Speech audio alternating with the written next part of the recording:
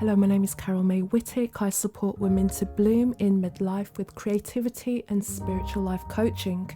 I'm your host of Her Conversations, Tools for the Awakening. Her is an acronym for Higher Energetic Resonance. This is the optimal state to embody in order to attract our highest desires. What is the awakening? This is the moment in time when humanity rises up out of the darkness. Who is awakening? Each one of us present on earth today, reclaiming our sovereignty, seeking greater possibilities in our reality and looking for solutions. We know being awakened is not a lofty ideal but a necessity. If we can transform ourselves, we can change the world. Guests on Her Conversations will speak to your spirituality, sensuality and soul. Listen to their stories and hear how they are in service to the world. Let their words and these conversations embolden and inspire you.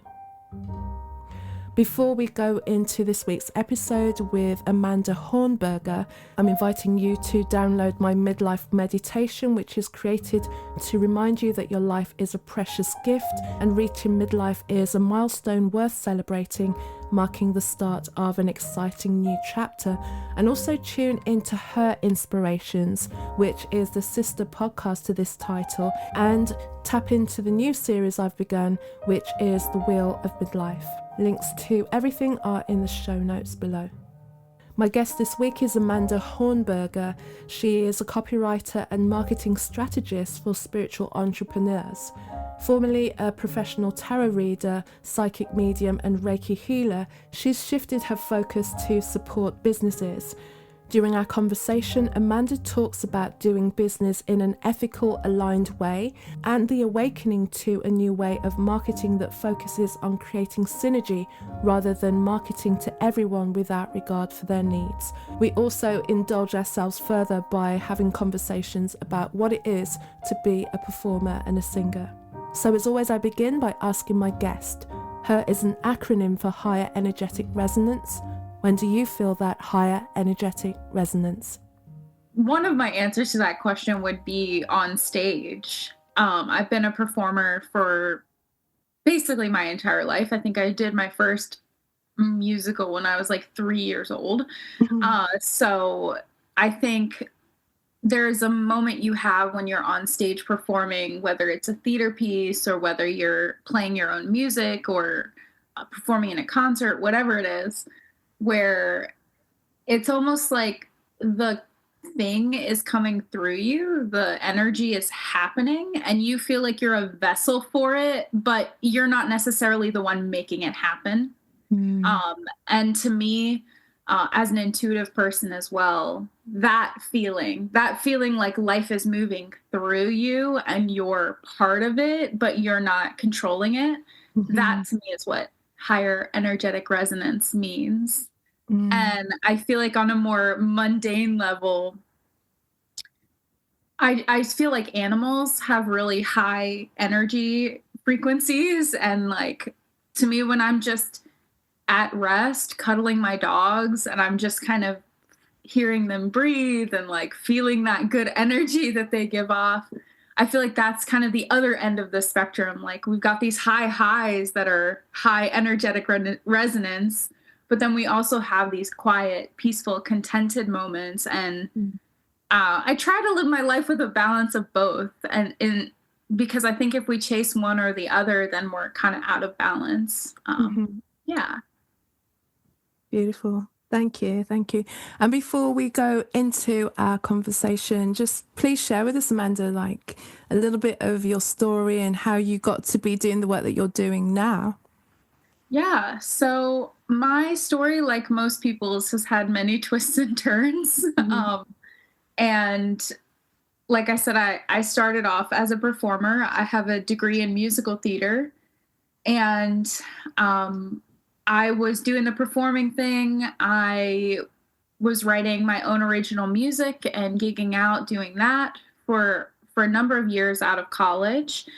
And then this little thing happened called a global pandemic. And at the time, all of my work relied on people gathering in large groups. So I had to figure out something else really quick. It turns out at the time, I was going through this big awakening of my intuition, getting all these floods of past life memories, which is a whole crazy story in and of itself. But for the short version, I'll say I was going into the tarot and learning how to read the cards. And actually, I ended up reading tarot cards at a haunted hotel to survive the pandemic, uh, which was great. And it really helped me develop myself as a person and also as an intuitive. And uh, eventually, though, that got to be a lot as I was going through my own stuff personally. So I took a big step back from doing that and from performing. Uh, my heart kind of broke when just overnight everything I had built for most of my life was just gone. So the last few years have been a huge reinventing of who I am and hopefully reawakening some of the reason behind what I do.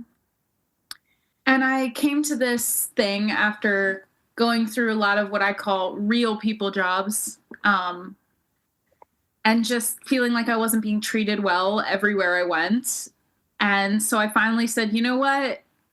If other people aren't going to treat me well, I'm going to treat me well, and I'm going to work for myself. And I took a copywriting course and just really fell in love with how you can use words to amplify a message.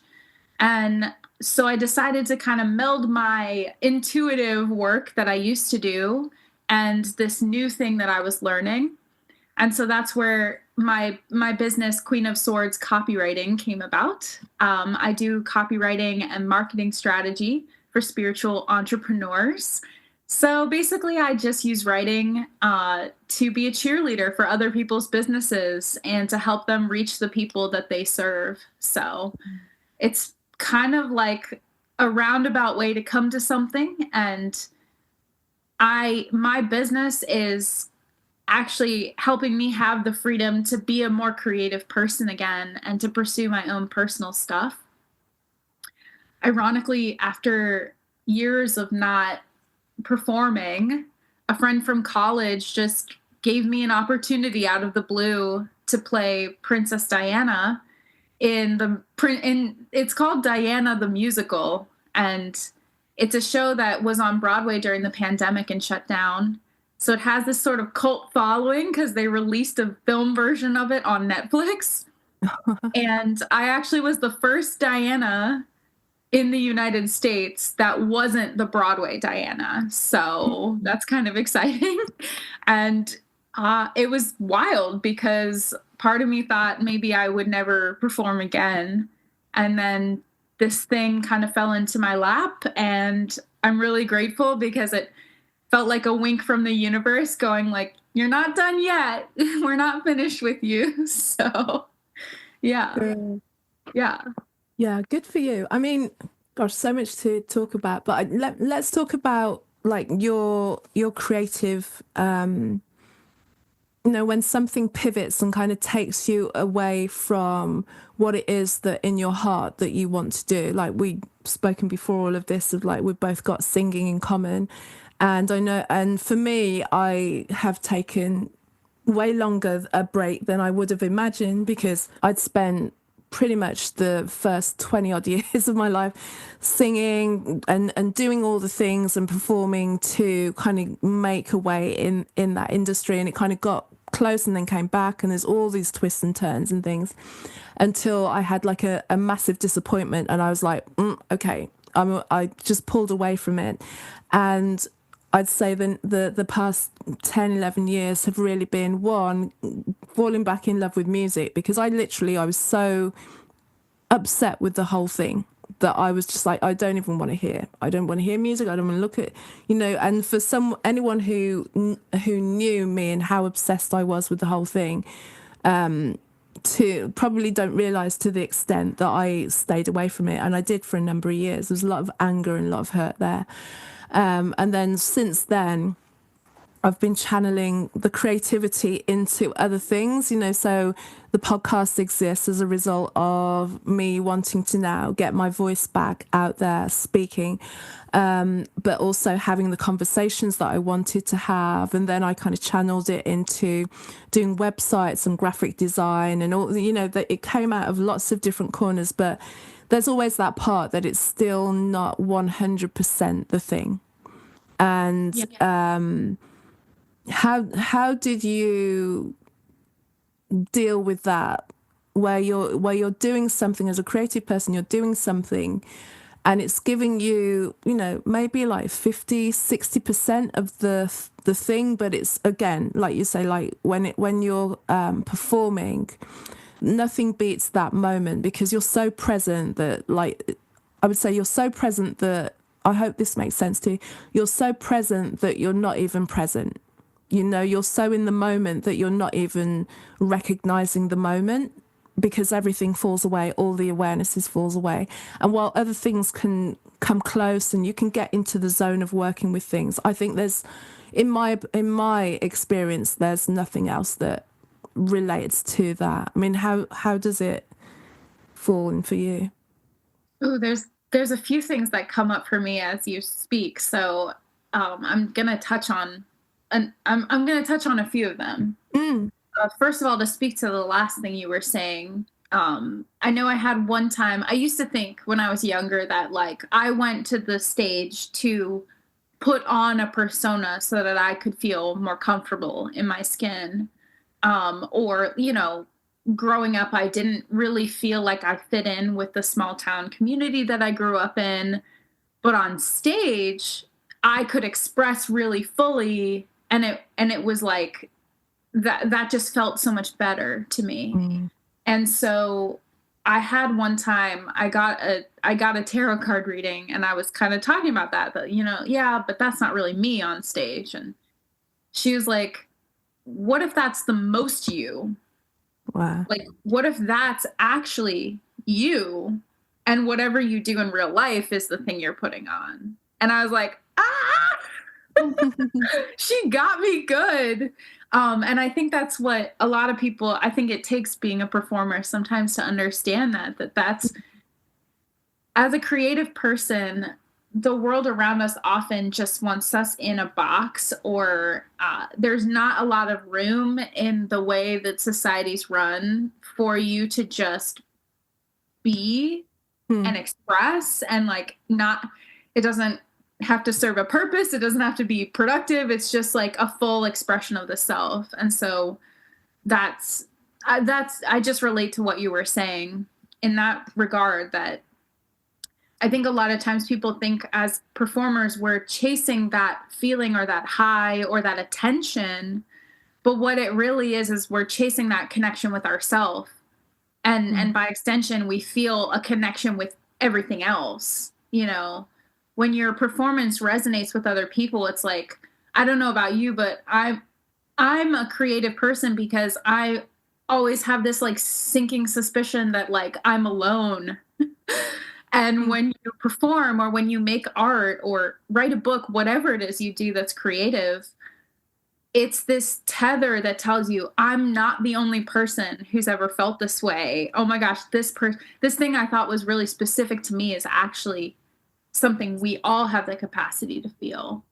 So I think I went on a little tangent there, but that's just, like, part of what came up for me as you were speaking. And what was the question? Don't worry about the question. Forget the question. Like, it's only a podcast. You were talking about yeah, don't worry about, let your conversation go where it goes. Yeah, don't worry about that. Yeah, but everyone's with us. You were talking about, like, that the disappointment, like, how do you deal with the thing that fills you up? And my partner is also he's a film actor, and so we talk about this a lot. It's like the catch-22 is that in the industry version of what you're doing, someone has to pick you, or someone has to give you a platform, or there's money involved. So is it viable to sell? And there's all these things that to be to be an artist professionally, you have to take into consideration and work with. But the disappointment to get through that, I think, is exactly what you're saying, is getting back to the heart of why you do it. And for me, that's often been other people being like, you're meant to do this and you're doing it. Mm. Like what I described about my friend from college just being like, hey, I think you'd be good for this. Well, now someone asked me to, so I can't not show up. And Mm. then also during the pandemic time, I think I have a writing partner. His name's Matt, and my original music that I wrote, I really love 1950s rockabilly, like old Elvis, Johnny Cash, like Sun Studio era, all of that. And so I partnered up with a mandolin player, and we were writing all this, like, it's new music, but it's made in the style of the old 1950s rockabilly. Mm-hmm. And when the pandemic was happening, I think he just saw like I was not okay. And I kept saying, I haven't written anything in a year. I haven't sung in a year. I haven't, like, I can't even listen to music. Like, I can't sing without crying. Like, what am I going to do? And he was just like, hey, like, we've written all this music that no one's ever heard. We have this whole backlog of things that some of it we've performed live, but some of it no one's even heard. Like, why don't we just make this album because we want to? Mm. And at the time I had moved away, so we were writing and collaborating virtually during the pandemic. He was going into the studio and laying down all of the backing tracks. And then I just went in and in one day recorded the 6 songs for that album, the Wow. vocals. And did it do anything groundbreaking for the world? No. But I think for me, what it was my friend just being like, oh, I'm going to get a little emotional. But my friend just being like, you need to be doing this. And it's about the art we're making together. And like, I mean, he paid for it because he knew I couldn't at the time. And I think being a creative person is also understanding that you're not creation is collaboration as well. Mm. Mm. That rarely do we ever make something in a vacuum. Even if you're a writer and you've written an entire book by yourself, you're going to have someone edit it. You're going to get people's feedback. Like a work of art is this collaboration. And at its best, it's that reminder that we are a community, and when we have something to say, there's somebody else out there who can relate to it. So Mm. yeah, I think that's my answer to that, is when you feel that heartbreak or disappointment, that's usually a personal disappointment of some kind. Mm. And when you have other people who remind you like, hey, maybe I'm not changing the whole world with my music, but to my friend Matt, it mattered that I made that or didn't. Mm. And that, that gives you a bit of a sense of purpose. Mm. Gosh. Yeah. Thank you.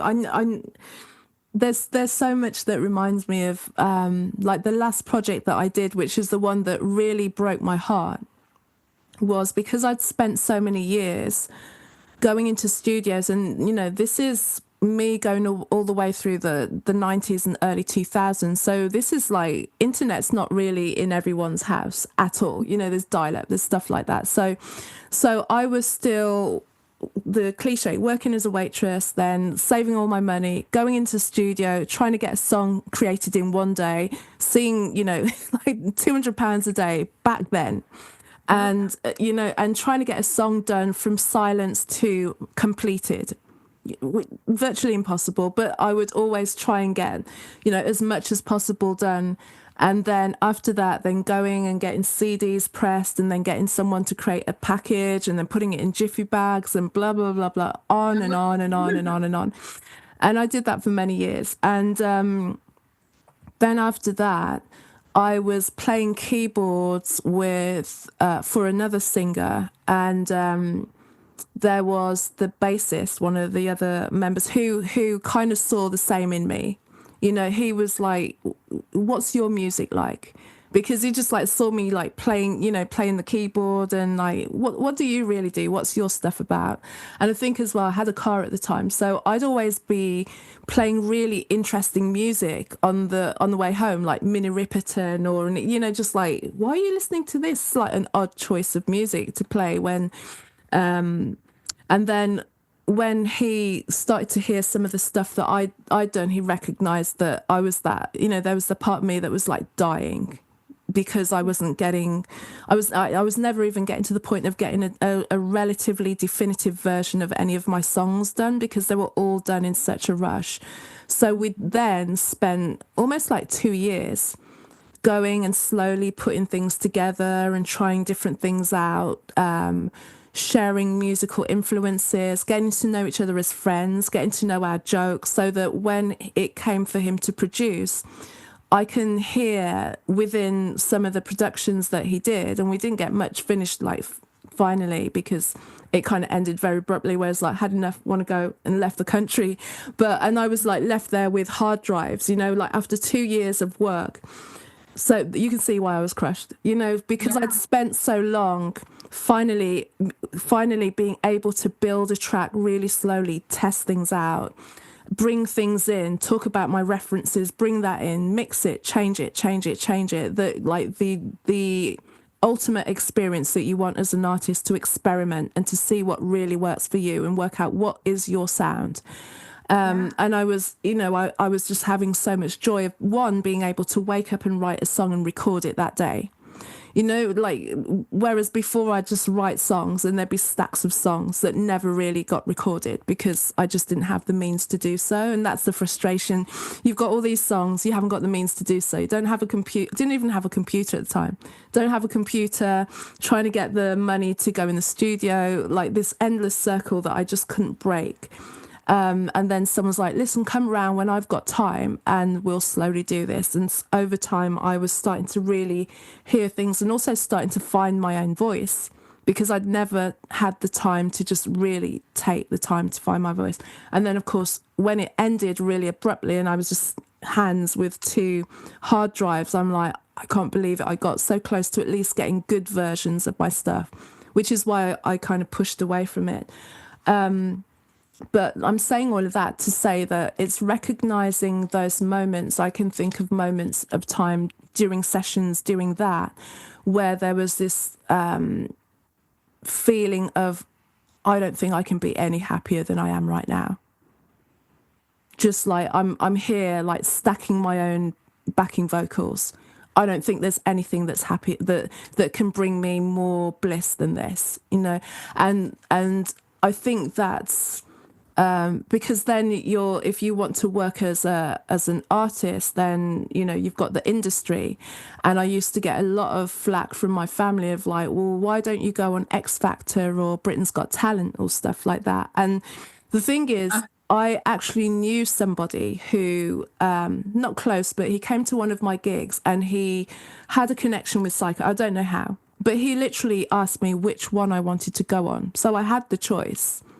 I've never told anyone in my family. If they hear this, they'll be like, well, why didn't you go? I'm like, one, because it's a TV show. It's got nothing to do with music, and the contract is horrible. Those are 3 things to start off with anyway. Anything to do with music is, you know, yeah, there's music at the front of it, but it's nowhere near what I want to do. They're creating a TV show, and they will create a TV show based on the fame grab more than it is to make people's careers. Like, it's like dangling fame in front of somebody so that you can make money off of a show. And the thing is as well, when you talk about the fame piece, is I think I'd gotten to the point, because there was so much resistance of like year after year, it's like, are you still doing that music thing? Yeah, I have to.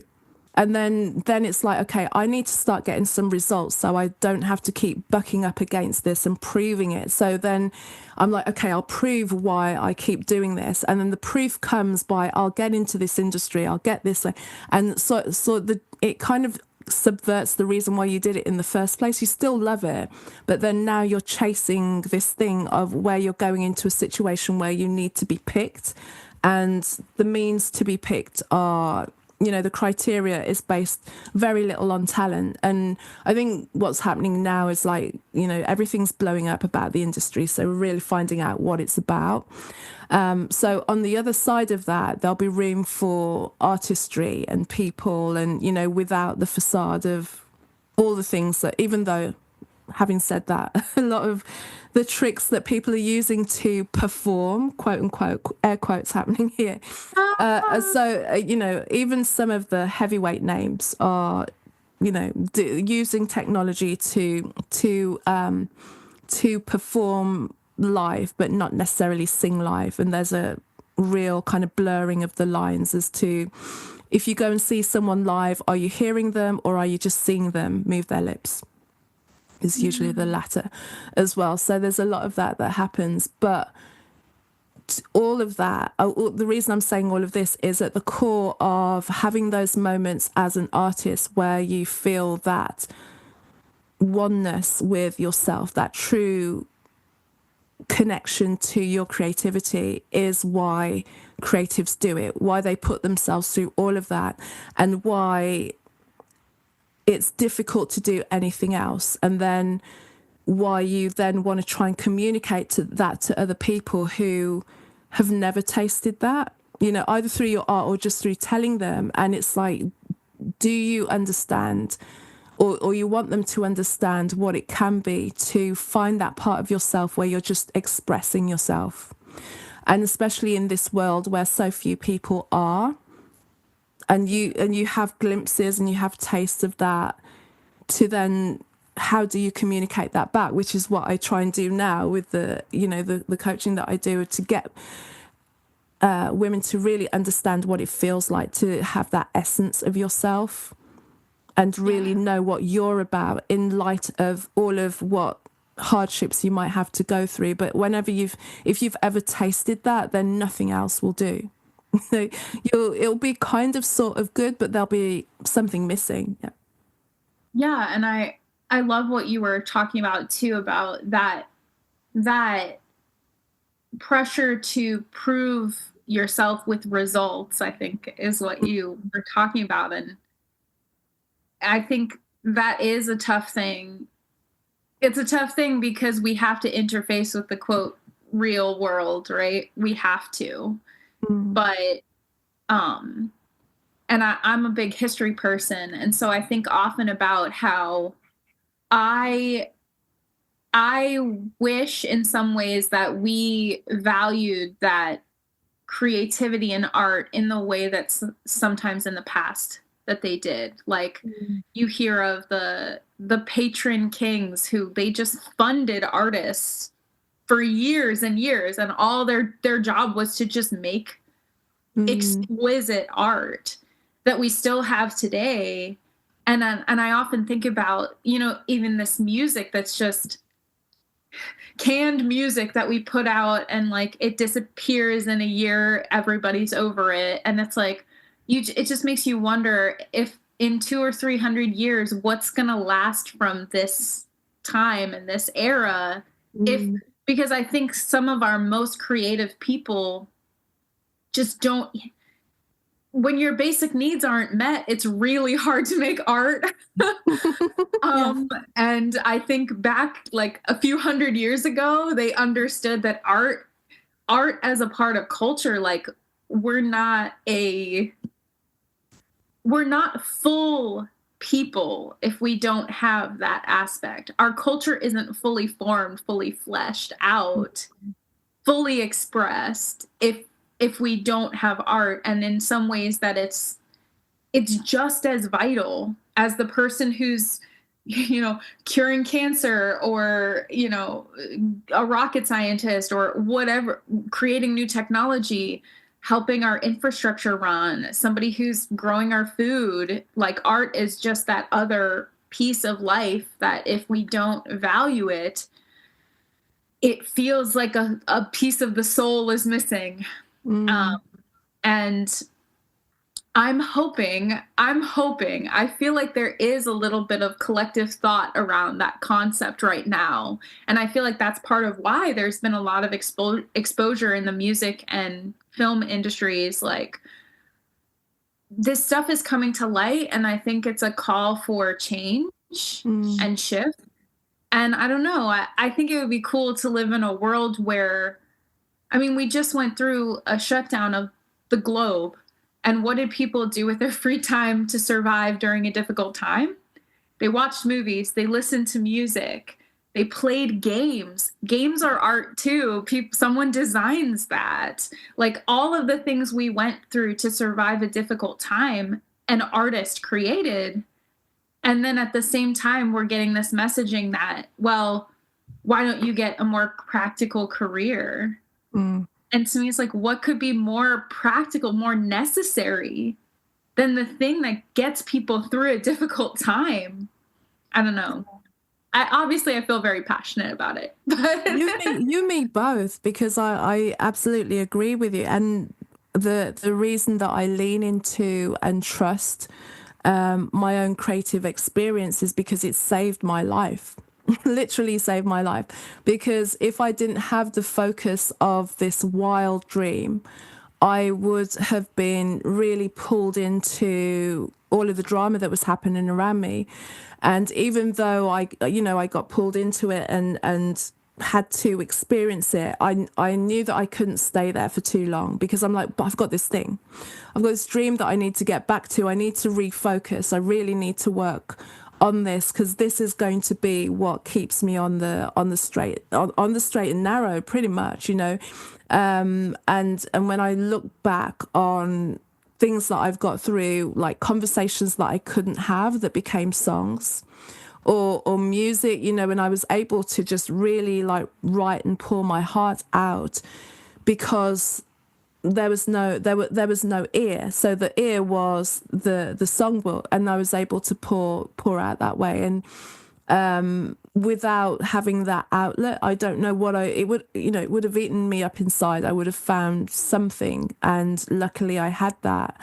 And over time, as I then really understood what creativity meant to me, how aligned it was with spirituality, then it was like, of course, and I just wanted to continue to bring this message to others, and how important it is, and how transformative it can be to have an outlet of some sort, whether that looks like the arts to you, or whatever your outlet is, so that in those times where it's difficult for you and there's no words or there's no way of communicating, you can communicate that through. And especially now that you're using your skills to then bring into copywriting as well, which is so important. I mean, the world that we're in now, where people are learning about people, connecting with people first through what they've put out there anyway, that needs to be as truthful as possible, and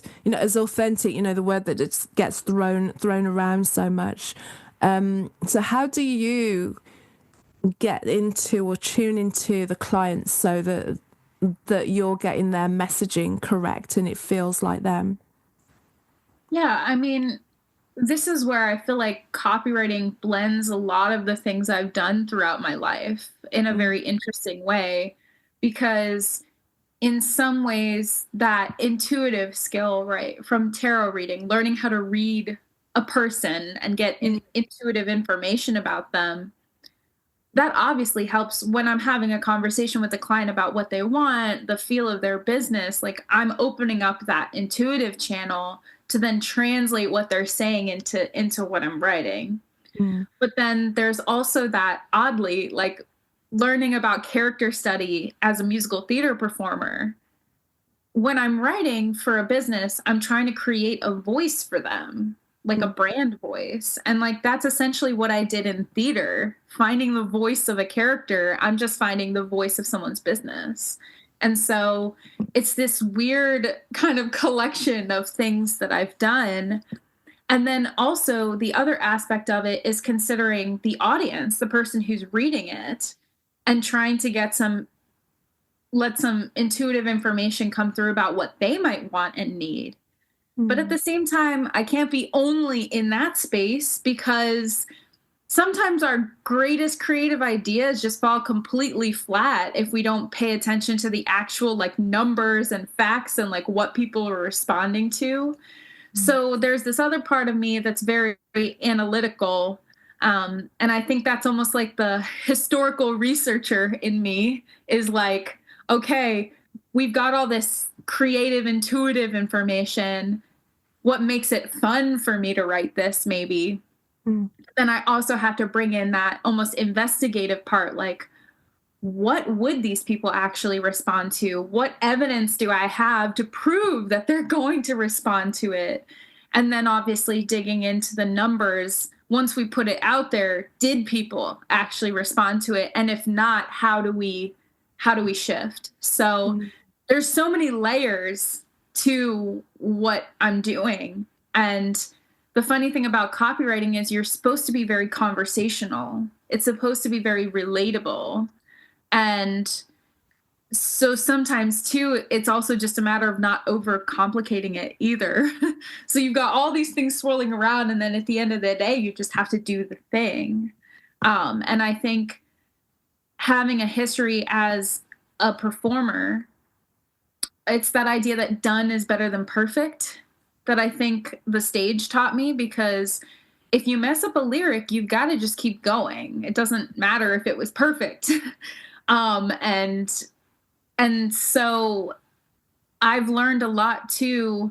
I've only been doing the copywriting thing for a little bit over a year now. But it's been going really, really well. And I think what I've sort of learned about it is that a lot of times people are overthinking or not even taking the step. And I think, as coming from a performance background, so many people say, right, I think it's in America, the number one fear is public speaking or something, which to me is so funny. Most people have such a petrifying fear of just putting themselves out there. And I don't really have that problem. Sometimes maybe I'm more of an oversharer, but as that translates to copywriting, is sometimes you have to just be willing to do the thing and try it in order to figure out how to do it better. And I feel like I've gotten results for my clients in part because I just was like, okay, we're going to do our best with it. We're going to really analyze. We're going to dive in. We're going to make you feel good about this. But then at the end of the day, when we put it out there, we don't control the response. So it becomes this really, like you said, authentic. Advertising and marketing can really be this authentic exchange between you and the people you're selling to. Like, it's a relationship you're building. And that's what's actually been fun for me, especially in the spiritual entrepreneurship sphere that I write for, is these are businesses that are doing really amazing work, and they really want to help the person that they're talking to. It's not like a lot of industries where it's like the goal is the sale. It's like, no, I want to find the right person for what I'm offering so that I can genuinely help that person. And so I feel like I've gotten a little bit of it helps me feel better about humanity, that there are actually people doing businesses with that goal in mind. And obviously, to have a business, you have to sell. But I think that there is a world where we can have businesses and make money and survive and like thrive, while also having that energy exchange be equal between us and the person who's buying from us. And so it's been good for my like outlook on the world to see, okay, everything feels like it's falling apart, but like these people are doing good things, and I'm going to just try to focus on that. Yeah. Yeah.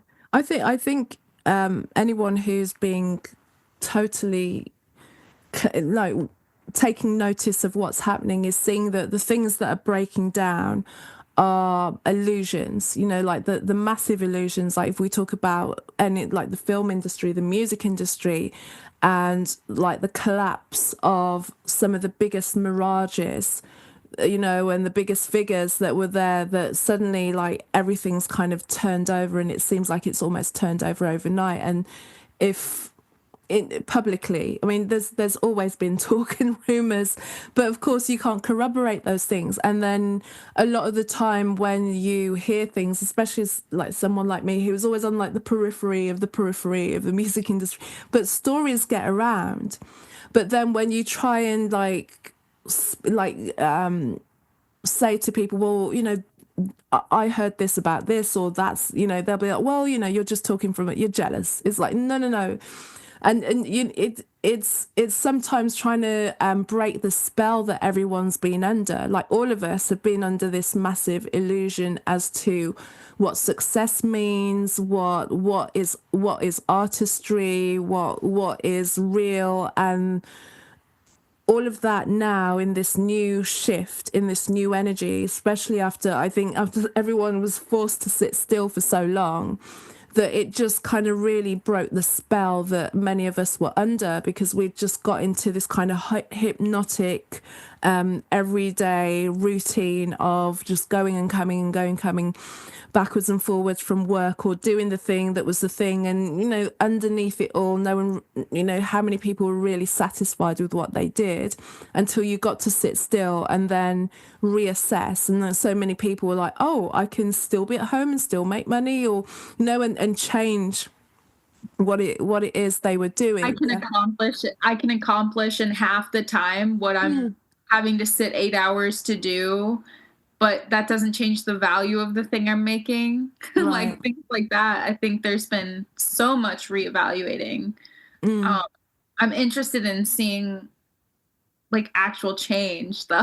I think I was hoping it would happen a little quicker, and maybe I should be careful what I wish for, but I think, well, there were things that I thought, surely this is going to be like a, click your heels and like it's going to change. But I think when it comes to shift, the reason that illusions maintain themselves for so long is that people hold up the illusions, and an illusion can only last as long as people are believing in the illusion. And also waking up to the illusion is hard because your entire reality collapses. And the amount of self-evaluation that you have to do in the light of it, it's like, what? That wasn't true. That means all of those things were not true. So you have to kind of go back in your own history. And then it's like, it's a kick to the ego. Then it's like, well, how blind was I to have fallen for that?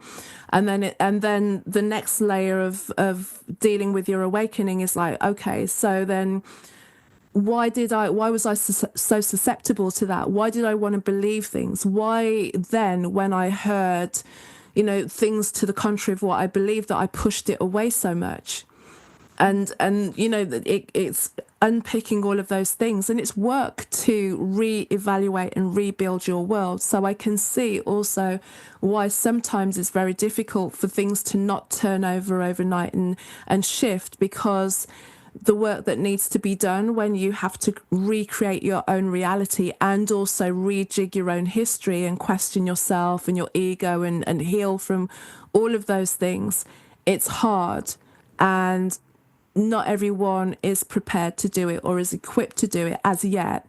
So I think as more people awaken and start to do what they're doing on the other side of the illusion, then it kind of builds a bridge for more people to come through and not have the plaster just ripped off. So, like this as well. So, because I think the period of time, especially the past 5 years, the awakening for many people was like a real Band-Aid rip-off, whereas I've just been suspect for many years of things, Well, So I didn't get a choice. yeah, I feel like what happened is spirit was just like, hey, and would you like to have an existential crisis? Here you go.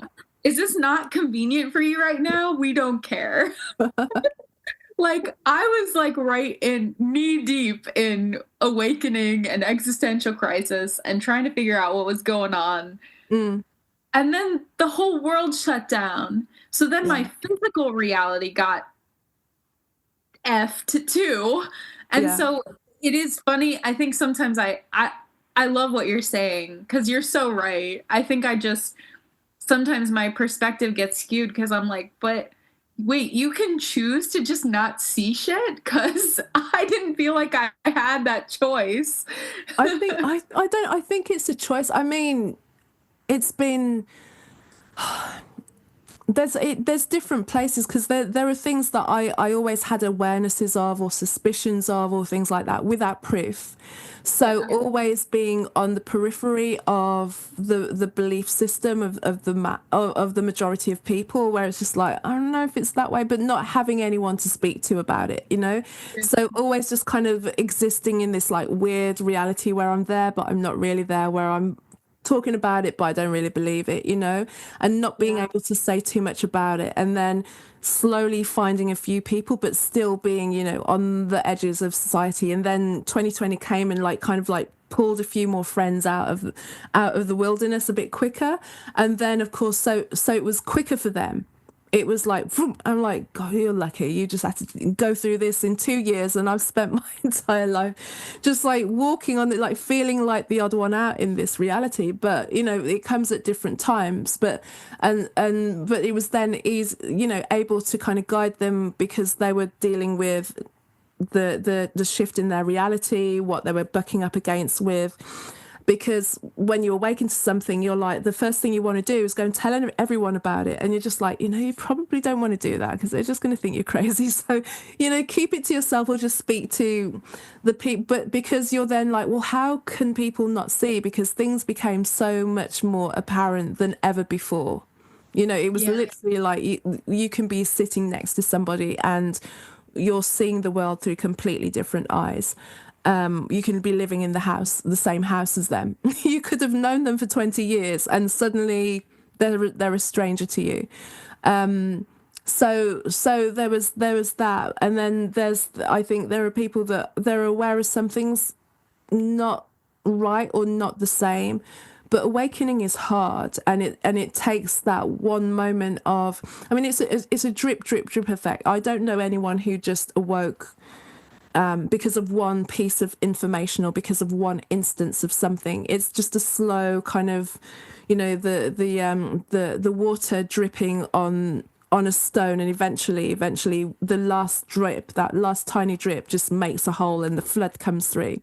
So it's that kind of thing that, and some people just won't awaken in this lifetime, and that's their choice as well prior to it, you know. So who knows, but I think as crazy making and as frustrating sometimes as this situation is in the period of time that we're in, it will be something to talk about in the future, because anyone who's born on the other side of it won't know what that shift was like to live through. And it will be a story that would be like, well, I was there from start to finish and I saw how slowly it happened. You know, and it'll be a story that you'll tell in half an hour maybe. So it'll be a story to tell, but it might not ever be a real lived experience. But the opportunity that we have is like, oh, we can see how things are changing and the new that is being created, so we can be part of actually putting our foundations in the new and creating the new. So that's an opportunity for, maybe it's a payoff for TV. Yeah. Yeah. Oh, I love your perspective. I feel like I could listen to you talk all day. Oh, good. I'll talk all day then. No, it's awesome because Yeah. I agree. I love what you said about, you know, we're gonna live through this for years and then someday we're gonna talk about it in the span of 30 minutes. And Yeah. It'll be a isn't that life footnote. though? Like the thing that's so agonizing at the time, you know, Mm, in a year, I'm not even gonna remember what I was worried about today. And my mm, whole situation is gonna be completely changed. But like it feels so real when you're right in the middle. And right. I think that's what I'm always looking for is like, how can I gain Mm, that perspective while I'm here in the middle. mm. Um, and then sometimes I think there are things too that just take years to process, to be able to look back on and be like, why did that happen? Or what did I learn from that? Because that just seemed like I was getting hit like a punching bag for a while and I don't Mm. know what I did wrong, you know?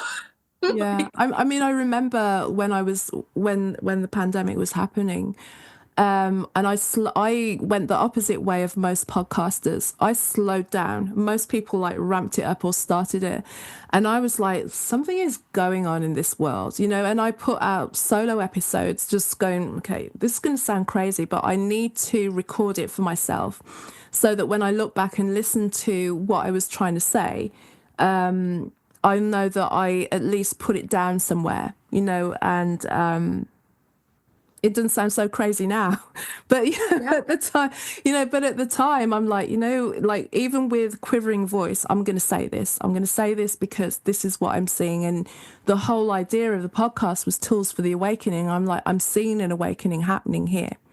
And I just need to reflect on it so that it's there for me to remember that it was. And you know, when I'm gone, like the grandkids will be like, "What did she say then?" Like, "Oh, is that what was?" You know. So it's a record that's how I felt at the time. But yeah, one of the things that kept me going, because at the time, because I lost the majority of some of my work, I was living with an old colleague, and I was living in a small, like a room in their house, which was like not ideal. And the only thing that I could do to keep myself sane was every morning I got out one of my old CDs and vocalized. You know, I was doing scales up and down because, like, I felt like I couldn't speak. You know, there was so much suppression, there was so much censorship at the time. And even within the house, I couldn't have a conversation. So the only way that I could get my voice out was literally to do like, she probably hated me. But I'm like, I need to keep my voice supple, you know, just like I have to sing every morning just to kind of get, because that's how I channel, like one of the ways that I channeled my frustration, and then going for like long walks. Long Yeah. walks. Yeah. But yeah, it's, you know, it's yeah, creativity and expression and is what we need right now, because even though we may not realize it, we're, like I said, we're laying the foundation. And the reason that I have this perspective is I've spent a lot of time thinking about it. Like, what is this going on? And in many different belief systems and spiritual modalities, they've always spoken about a shift in the age where something changes from one world to the new world, and we're just in the midst of it right now. And you know, it needs its foundations built from the bottom up, and all of the things that we hid behind, all of the falsities, all of the denial of ourselves even, won't won't last. And even the way that we show up online, and yeah, there's going to be this kind of AI crew, but also there's going to be the need for like genuine, authentic human voices, humanity, and that's where the creatives will come in, you know, and people like yourself who will help serve all of those spiritual entrepreneurs. There are so many of them that are finding their voice, finding their courage right now, I feel, as well. You know, so Yeah. And that human touch is something that I feel like we all crave so mm, much and don't mm-hmm, know how to ask for. And I think that's where we're seeing like, I mean, in the music industry, I feel like people are wanting to buy like physical media again, which is mm, really funny. And like even like in the film industry, people are like buying DVDs and stuff again because they're like, I want to have it. I don't want someone to be able to take it away. yeah, Like this, it's really interesting because I think we're going to see that whole commercialized AI version of things, and then I think there's going to be this whole suddenly like an acoustic set is going to be like this huge novelty, right? Like, and it's funny because I feel like a few years ago I was starting to pick up on that, like the one as part of the first record I did with my rockabilly music, I actually recorded one of the songs live like they would have done in the 1950s, Mm, where it's one take all the way through and it has to be good, but it's never gonna be perfect. And mm, like I was sort of experimenting with that kind of thing back then because I was like, I miss a real singer. I miss somebody playing the slap bass in the background. I miss like feeling like you were in the room with your favorite artist. Like when I listen to an old Elvis song, I'm in the room with Elvis mm, in Sun's studio when he recorded that. It's not something that got his vocals didn't get shifted to make them perfect. right. The instruments, if they were a little out of key, you heard it. Like I love that kind of thing. That's why I love older music. Um, Mm, and I feel like that piece, that warmth is what some of the art today is missing and what people are asking for, really. mm, And so for me, that's exciting. And it's going to be interesting to see because I do think so many people don't have the practical skills anymore as musicians, as artists. Everybody wants to skip to the part where they can put it up and monetize it online, mm, but like it takes years of mastery to be a creative and be an artist. And I'm interested, I don't know, I'm interested to see like in what will be if I ever have children, like what that's gonna look like for them. Like, mm. uh, is it gonna I don't know. I'm still, I grew up in the 90s and early 2000s, so I still remember what it was like to not have, to have the dial-up internet, to have like you had to. My sister and I were making musicals with our Beanie Babies as kids. You know what I'm saying? Like I wasn't like filming myself for a TikTok. Like that's Right. I guess that makes me sound old, but it's Well, think I'm, about me. TikTok, I smartphones, don't know. It's like internet, none of that. Yeah. it feels like those things though are gonna become novelties, like gonna become something people enjoy again in a different way. So Mhm. yeah, we'll see. Yeah, I think the soul will start yearning because it's now getting so sterilized and so cleaned up and so yeah, it's something to go back to. I'll have to send you a link. There's a guy that I watch on YouTube, and he listens to modern music, and he has a way of showing that many people are just not singing live because he'll either see where the notes are, he'll use the waveforms, he'll literally pull the waveforms and show you. It's like this is not a natural progression. Or some of them are using things from records, they'll cut and paste, and he'll be like, it's humanly impossible for someone to match their own waveforms time and time and time and time again, overnight. Yeah, and he's done it for some of like the major names that are out there right now.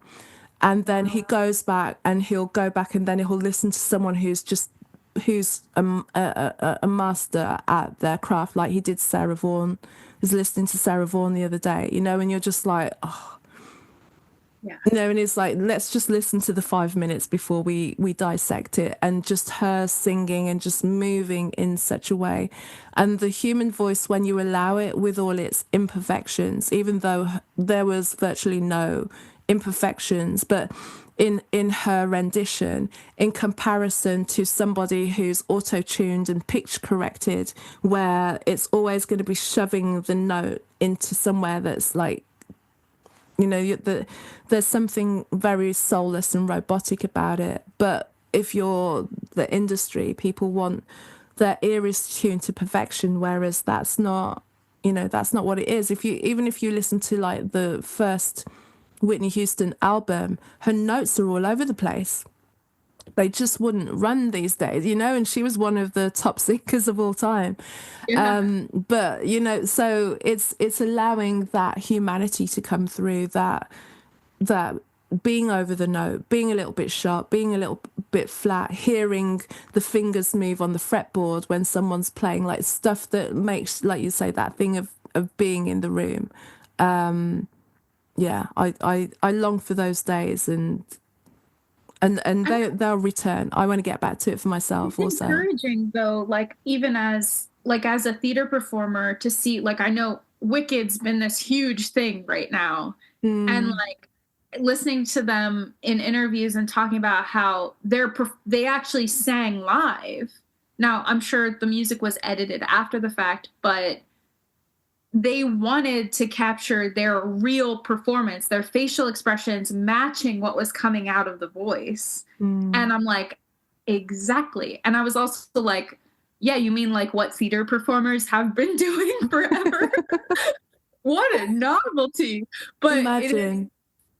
But it is exciting that something of that large of a scale, they insisted upon that, because that must have taken more money, more time to do, rather than just saying, okay, we're going to pre-record the music and then you're just going to act and lip sync over it, which is what they usually do for movie musicals, and they have forever. But I think it is this tapping into this idea that if the emotion matches the voice, you get that's just a layer deeper than what you would feel otherwise. And so I get encouraged by some of what I'm seeing. I hope so. Yeah. I hope, because every time I watch these things, I watch like a hawk, because as a singer, I'm like, there is no way that sound is coming out of your mouth if your teeth are in that position. You know, if you can do it, you can watch and be like, nah, that's not true. You know, like if you're gonna mime to yourself, you need to know every micro movement to convince a singer that you're singing live, because they'll be able to see. But to the untrained eye, as long as they're moving their lips while the voice is coming out, it doesn't really matter. But I'm like, if you're dancing your butt off, I can forgive you. If you're dancing your butt off, I can understand that maybe you're huffing and puffing a little too much.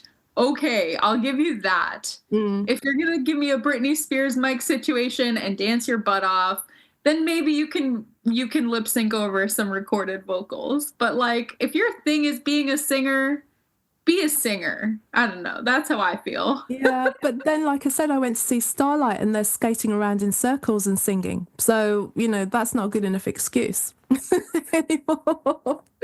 They were like skating and flipping and singing, you know, all, you know. Well, I like, then it will be the people who can do the thing, and the others who are not there yet, practice until they can, and then do it. You're not excluding it. It's just train yourself up so you can deliver authentically what people want from creativity. You know, don't cheat people. They tell us in musical theater school, they used to tell us to go to the gym and run on the treadmill and sing our songs. Yeah, it's good because I want to start performing again. That's what I do when I go for walks. Either I'm just kind of listening to the cars or I'm singing as I'm walking, and I'm not there kind of like doing a shaky booty thing or anything like that. But I just, that was never my thing. So it's never an overly energetic performance. But I just want to be able to have that capacity, the breath capacity in itself. So yeah, authenticity is. We could talk forever. Yes, we could. But I'm gonna put a pause on it for now as well, and just let everybody know where they can find you, Amanda. Thank you so much for indulging me going back into like the depths of creativity and why it's important. It's been so great talking with you, and so nice to meet you. And this has been a pleasure. I'm going to keep listening to your podcast because I love your thoughts. Yeah, if you're looking for me, you can find me on Instagram is more my personal life. So if you're more interested in that, I'm amanda.lyn12. That's my Instagram.